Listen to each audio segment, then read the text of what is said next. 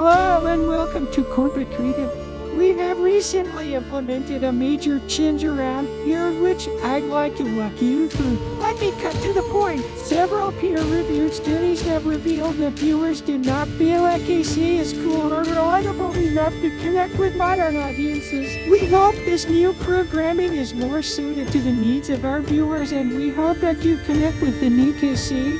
Please enjoy.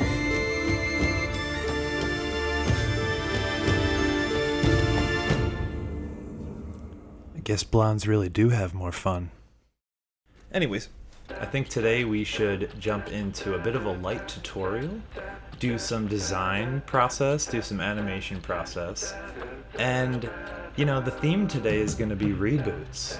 As we've discussed in the past with one of my previous videos, rebooting is something that sometimes is necessary. Sometimes a brand needs change in their life, and sometimes a brand does something kind of extreme, and maybe it's a cry for help. I don't know. Maybe Pepsi, sometimes when they redo their logo, maybe they need help at the corporate offices of Pepsi mentally. So there are like a million design and animation tutorials for free on YouTube. A lot of what I've learned, I learned on lynda.com, which is now LinkedIn Learning. And that's probably the best way to learn if you're interested in this. If you're not a designer, stick around. This should be a little bit of fun for you as well. We're gonna throw in some goofs and gaffs. I'm sure the editor will have some fun with this when it's his turn to have some fun. And so yeah, let's get right into it. So for starters, as a designer, you usually want to have some fonts to play around with when you're starting with a branding project. So usually I will go to a number of different sources, but for the purposes of this project, we're going to use DaFont. DaFont is a great site for this sort of exploratory design work, where you can just type in whatever text you're trying to use and see it in a bunch of different fonts that they have ready for download. Now these aren't licensed, but you can play around with them, and eventually you could license them if you wanted to. So you might remember from my logo reboot video about the different brands that I was considering doing a reboot for. I ended up landing on the CIA because they had the absolute most dog shit reboot logo of all time. But yeah, one of the ones that I nearly went with was eBay. And I think that it'd be saving us a little bit of time to just jump into that because eBay still hasn't updated their logo and it just still looks like it's kind of from the early 2000s, late 90s, I don't know. Emotional, damn it! So yeah, I already started designing stuff for that first video when I was testing stuff out for eBay, and we'll jump into that when we're ready, but for now, let's start off at the top of the design process as I would typically do it. So let's learn a couple of the basics that we're going to be using today inside of Illustrator. First off, you can create shapes by click and dragging. You can hold Shift to retain that perfectly, to keep it perfect.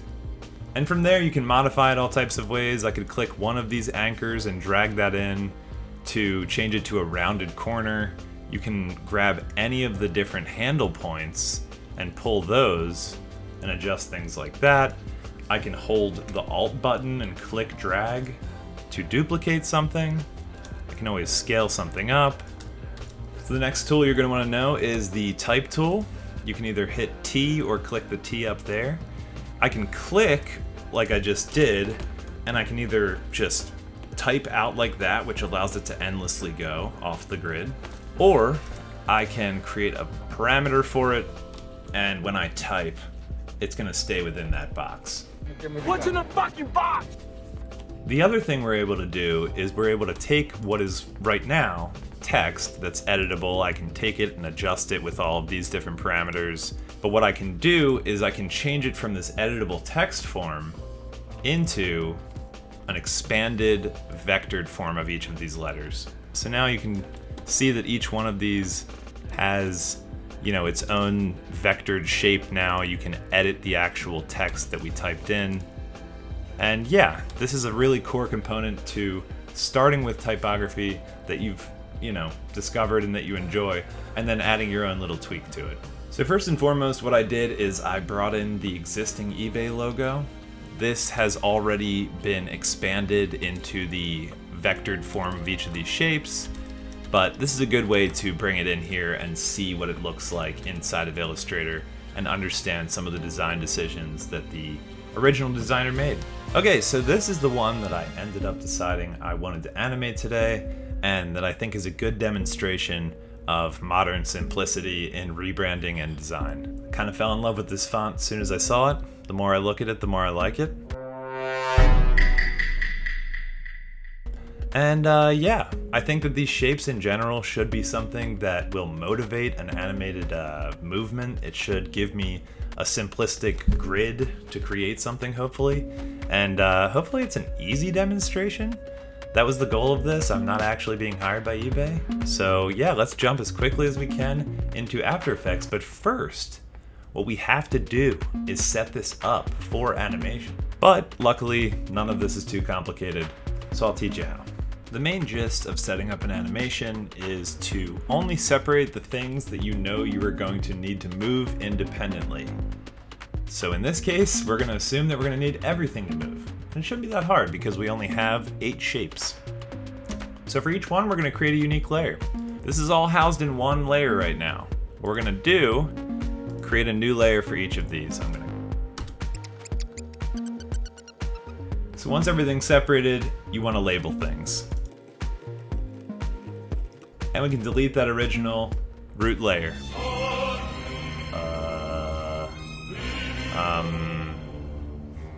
We're gonna drag that original root layer down to the trash because we don't need it anymore. And now we're done. I'm just gonna save this eBay file and we'll head on over to After Effects. Now that we're in After Effects, time is a factor. We're not just thinking in terms of layers and designs, we've got time. So the different tools you have up here can usually be pretty similar to Illustrator or Photoshop, so you can create a square. To see any of the parameters of this shape, you can drop it down right there. You can see Transform provides us the anchor point, position, scale, rotation, and opacity. This is our core, stuff. It's our stuff. What we want to do is let's just set a keyframe for, all of these by clicking the little stopwatch there. Now if I move forward to the 2-second mark here in the timeline, and I drag the rotation to whatever, or I can type in 180, and then I change the scale to 50%, and then I just drag this position over there. That is going to create 3 new keyframes, and during that little gap of time, that 2-second interval, it is going to make magic happen. It's going to do the math for us, and it's going to move and scale and rotate the object. What I can do is I can parent this object to this one by dragging this little pick whip. I can parent that to that, and now when I rotate this object, anything that happens to it, it's also going to apply to that other shape. So there's a ton more to understand, but the last thing that I'll demonstrate is the idea of turning these into 3D objects by clicking this little 3D cube there. So now, instead of it just rotating like that, let's add a goofy Y rotation keyframe so that it actually does this other, twist like that. Why are we still here? Just to suffer?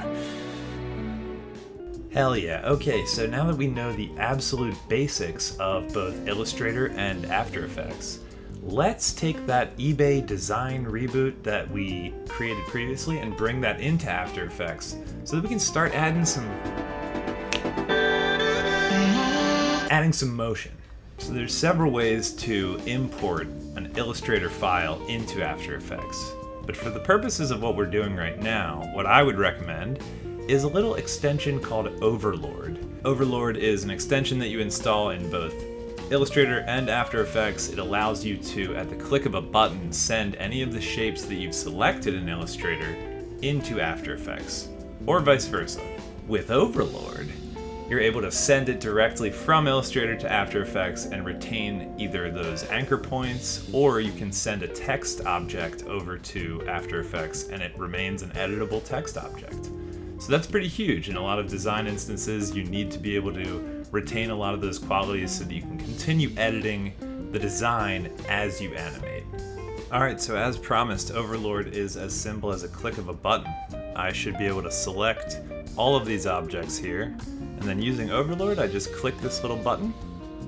And now you can see After Effects is glowing because it has received all of these as individual items. So not everybody works this way, but sometimes I like to start by animating backwards, and in this case I think it'll make sense, and you'll hopefully see why. Alright, so the goal here is to simulate each of these boxes sliding out from behind the red one on the left, and then once they've slid out, the oblong boxes, the blue and the green one, are meant to scale up to their full size. It should be sort of looking like it's propelling those shapes out, and they're all sort of spreading like a deck of cards. Cool. Now that we've got that red box in the middle of our frame, I'm gonna kind of cut here, do some editing on my own. I hope you guys can enjoy this in the form of maybe like a time lapse, and I'll maybe provide some commentary where fitting, but yeah, enjoy while I guess I'll enjoy. Alrighty, so the goal off the bat here is to create a cube out of the 4 squares that we have previously used.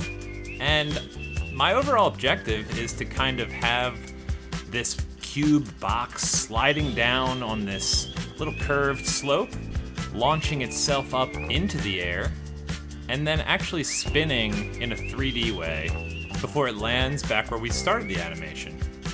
So yeah, basically got a couple things going on here that are hard to explain in this sort of sense, so, you know, I'm eating a PBJ while I edit, that's kind of cool.